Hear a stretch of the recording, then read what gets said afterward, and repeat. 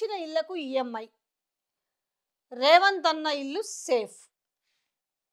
అంటే వీళ్ళు హైడ్రాకు సంబంధించి డైవర్షన్ డ్రామాలు, డైవర్షన్ ట్రిక్స్ చేసుకుంటూ కూర్చున్నప్పటికి కూడా మాలాంటి వాళ్ళం దాన్ని తెరపైకి తెస్తానే ఉంటాం. ఎందుకంటే హైడ్రా చేసిన చేదు అనుభవం ఇంకా ఎవరు మర్చిపోలే. బడాబాబులవి రాజకీయ నాయకులు, సినిమాలు అందరినీ కలిపి నేను బడాబాబులంట. వాళ్ళని గూల్చినంత మాత్రాన, వాళ్ళవి గూల్చినంత మాత్రాన వచ్చే నష్టం ఏమీ లేదు. కానీ ఒకటి రెండు బడాబాబులవి మొదలుపెట్టి, సో దాంట్లో కూడా నేనేమన్నా అంటుంది కదా, అంటే సినిమా వాళ్ళు దారికి రావడానికి నాగార్జునతో మొదలుపెట్టి దాని తర్వాత ఏం చేశారు అనే విషయం అదొక ప్రత్యేక చర్చ పెడదాం. ఇప్పుడు చూసుకుంటే ఇప్పుడు అందరివి పోయేసి పాపం వాళ్ళకి తెలియదు అది ఎఫ్టీఎల్లో ఉందా, బఫర్ జోన్లో ఉందా, ఏదో బ్యాంకు లోన్ ఇస్తారు కాబట్టి ఇంత డౌన్ పేమెంట్ కట్టి నెలకింత ఈఎంఐ కట్టుకొని లోపల ఎంతో కొంత వాళ్ళ బడ్జెట్ను బట్టి కొంత ఇంటీరియర్ చేసుకొని వాళ్ళు ఏదో ఇంత ఉద్యోగమో సద్యోగమో చేసుకుంటూ వాళ్ళ బతికి ఇడుస్తున్న వాళ్ళ ఇండ్లను తీసుకుపోయి, హే ఇవి చెరువులు ఉన్నాయి, ఇవి కాల్వ మీద ఉంది, ఇది దాని మీద ఉంది, ఇది బఫర్ జోన్లో ఉంది, ఇది ఎఫ్టీఎల్లో ఉందని కూలగొడుతుంది. ఆ కూలగొట్ట శిథిలాలను కూడా ఏం ఆనందం పొందినట్టు.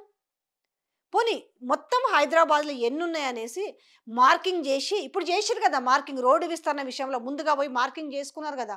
ఇటు బాలకృష్ణ ఇల్లు కానుంచి జానారెడ్డి ఇంటి వరకు మార్కింగ్లు చేసారు కదా. గట్లా మార్కింగ్ చేసి వాళ్ళకి నోటీసులు ఇస్తే వాళ్ళు పోయి ఆ బిల్డర్ దగ్గర పడుదురో ఏడబడుదురో వాళ్ళ తిప్పలు వాళ్ళు పడుదురేమో. అబ్బే మనం వాళ్ళకి టైం ఇవ్వలే, చలో బుల్డోజర్లు పోయినాయా అనేసి ఇక ఓతిరి వాళ్ళకి కూలగొడుతుంది. ఈ కూలగొట్టిన సందంగా ఇప్పుడు చూడుర్రి, ఎట్ట కూలగొట్టినా అట్లనే ఉన్నాయి. చూడు మొత్తం ఇక ఈ ఇల్లు ఉంది, ఈడ వైరు మధ్యలో కూలగొట్టిరు వచ్చిర్రు. ఇదంతా ఇప్పుడు ఇవన్నీ ఏవైతున్నాయో వీళ్ళందరూ కూడా ఇప్పుడు ఈఎంఐలు కట్టుకునే పరిస్థితి. దాని గురించి చర్చ, దాని గురించి ఏంది నెక్స్ట్. ఇట్లా వాళ్ళు పాపం గృహప్రవేశం చేసుకొని ఉన్నారు, వాళ్ళకి తెలియదు కదా ఇదట చెరువులో ఉందని చెప్పి ఆయన లోన్ తెచ్చుకొని ఇల్లు కట్టుకుంటే, ఇగో ఆయన కట్టిన గుమ్మడికాయ కూడా కొంచెం ఫ్రెష్నెస్ పోలే, తడి కూడా ఆరలే, గుమ్మడికాయ ఫ్రెష్గా ఉంటుంది కదా. ఆయన గోస అంతా ఇంత కాదు, కానీ బ్యాంకు వాళ్ళు మాత్రం యాజ్ యూజువల్గా ఒత్తిడి చేస్తారు. వాళ్ళది ఏం పోయింది, బ్యాంకుడికి అయితే కట్టాలి కదా. రేవంత్ రెడ్డి ఇల్లు కూడా కొట్టినట్టు అంటాడు కదా, నాకేం సంబంధం అంటాడు. ఒకసారి ఇప్పుడు బ్యాంకు వాళ్ళు ఏం చేస్తారు, ఈఎంఐలు కట్టకపోతే వాటికి చెక్ బౌన్స్ వేస్తారు, దాని తర్వాత ఇంటికి వస్తారు, ఇంటి ముందర ఇజ్జత్ తీస్తారు. ఈఎంఐలు తప్పవు, దానికి వడ్డీలు తప్పవు. ఎందుకంటే ఒక చెక్ బౌన్స్ అయితే ఎంత ఛార్జెస్ పడతాయో తెలుసు కదా. అవొకటే కాదు కదా, దానికి వడ్డీ, మళ్ళీ వడ్డీకి చక్రవడ్డీ. ఒక్కరన్నా పోయి మళ్ళీ ఏ అధికారన్నా పోయి వాళ్ళ పరిస్థితి ఏంది, ఇల్లు కూలిపోయినాయి కదా వాళ్ళ పరిస్థితి ఏందని. కానీ ఇక్కడ ఏం తెలుసా, మళ్ళీ మెయిన్ పాయింట్, ఎవరెవరు అయితే ఉన్నాయో బరాబర్ చెరువులు కట్టుకున్న మన రేవంత్ సార్ అలా అన్నున్నాడు కదా తిరుపతి రెడ్డి, ఆయన ఇల్లు మాత్రం వాళ్ళకు నోటీసులు అంటించారు, మంచిగా పోయి కోర్టుకు పోయారు, స్టే తెచ్చుకున్నారు. బరాబర్ ఆయన పక్కనున్న ఖాళీ జాగాను కూడా ఆయనే ఆక్యుపై చేసి ఆయన మరి పార్కింగ్ ఏదో చేసుకున్నాడు, ఆఫీస్ పెట్టుకున్నాడు. ఏమైంది, మీడియా అందరు పోయినాం చూపించినాం, ఏమైంది, పోయి స్టే తెచ్చుకున్నారు దుర్గం చెరువులు. అంత బడాబాబులే అందులో. వాళ్ళు ఇల్లు కూలగొట్టిరా లేదు. ఫాతిమా కాలేజీ ఏమైంది, చెరువులోనే ఉంది కదా, కూలగొట్టిరా లేదు. ఫామ్ హౌస్లన్నీ కూడా చెరువులే ఉన్నాయి కదా, కూలగొట్టిరా లేదు. ఇనార్బిట్ బాల్ చెరువులోనే ఉంది, కూలగొట్టిరా లేదు. ఇంకెన్నున్నాయి, అపర్ణ కావచ్చు, వాసవి కావచ్చు, ఎన్ని బడా బాబులు తీసుకుపోయి పెద్ద పెద్ద హైరేజ్ అపార్ట్మెంట్లు అన్నీ కూడా చెరువులు ఊడ్చి కట్టిరు అనేసి గోల చేసి చూపించిరు. ఏం చేసిరు, పాపం ఈ బక్క చిక్కిన వాళ్ళ ఇంట్లోని తీసుకుపోయి కూలగొట్టి వాళ్ళ ఉసురు దాకా తీయాల. ఇల్లు లేదు, ఆ లేని ఇల్లుకు ఇప్పుడు ఈఎంఐ కట్టాల. మీరు ఎవరిని బాధ్యులు చేసిరా, అధికారులను బాధ్యులు చేసిరా, పర్మిషన్లు ఇచ్చిన అధికారులు బాధ్యులు చేసిరా, లోన్ ఇచ్చిన అధికారులను బాధ్యులు చేసిరా, ట్యాక్స్ వసూలు చేస్తున్న వాళ్ళని బాధ్యులు చేసిరా, వాళ్ళకి ఫెసిలిటీస్ కల్పించారు కదా, రోడ్లు కావచ్చు, కరెంటు కావచ్చు, అన్ని వాళ్ళని బాధ్యులు చేసిరా, ఎవరిని చేయలే. మీ బెదిరింపుల కోసం, మీ యొక్క మూటలు నిండడానికి, ఈ మూటలు కాస్త ఢిల్లీకి పోవడానికి ఇవాళ హైడ్రా పేరు చెప్పి ఆగమాగం చేసిరు.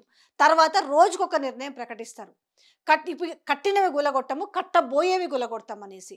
మరి ముందు మీరు హైడ్రా తెరపైకి తెచ్చినప్పుడు ఓ హైడ్రా సూపర్, హైడ్రా అది అనేసి ఇంతింత పదవి ఉన్నాడు ఇంత లేసేగిరే, పెద్ద పెద్ద పదవి ఉన్నాడు గంతే లేసేగిరే. ఆఖరికి ఏమైంది, ఆఖరిని ఆగం చేసింది ఎవరిని,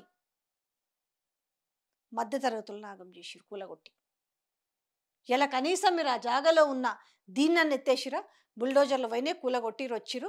ఇలా మంచిగా జల్సాలు చేసుకుంటే ఎవ్వరికి వాళ్ళు మంత్రులందరూ లగచర్లలో ఉన్న రైతులు జైల్లోనే ఉండాలి. ఆ? పాపం ఈ మామూలు ఇల్లు కూలపై శిథిలాలకేమో బ్యాంక్ ఈఎంఐలు కట్టాలి. ఏ ఈఎంఐ కట్టకపోతే ఊకుంటాడా? రేవంత్ రెడ్డి పేరు చెప్పినా ఊకోడు, ఏ మంత్రి పేరు చెప్పినా కూడా ఊకోడు. మా ఈఎంఐ కడతారా సస్తారా, నా ఇల్లు కూలగొట్టిరు సార్ అంటే పోయి అడుక్కోపోరు వాళ్ళని అంటారు. మరి కనీసం వాళ్ళని పిలిచి ఒక్క రోజన్నా మాట్లాడినరా? మీ మూటల కోసం, మీ సీట్ల కోసం, మీ ఓట్ల కోసం, మీ పదవుల కోసం ఇవాళ మామూలు ప్రజల్ని గోస కాదు హరిగోస పెట్టి వాళ్ళని ఆత్మహత్యలు చేసుకునే పరిస్థితికి తీసుకొచ్చిరి. పాపం ఏంది అలా వాళ్ళ పరిస్థితి ఏంది? ఎవరు తీరుస్తారు వాళ్ళ గోసని? హైడ్రా పేరు చెప్పి మీ మూటలు, నేను మళ్ళీ అదే మాట్లాడు, మీ మూటలు, మీ సంచులు, మీ రియల్ ఎస్టేట్ బిజినెస్ కోసం హైడ్రాని వాడుకొని ఇవాళ మధ్యతరగతి ప్రజల్ని మాత్రం ఆగమాగం చేసిరు. ఇది మీరు అనుభవించకపోరు.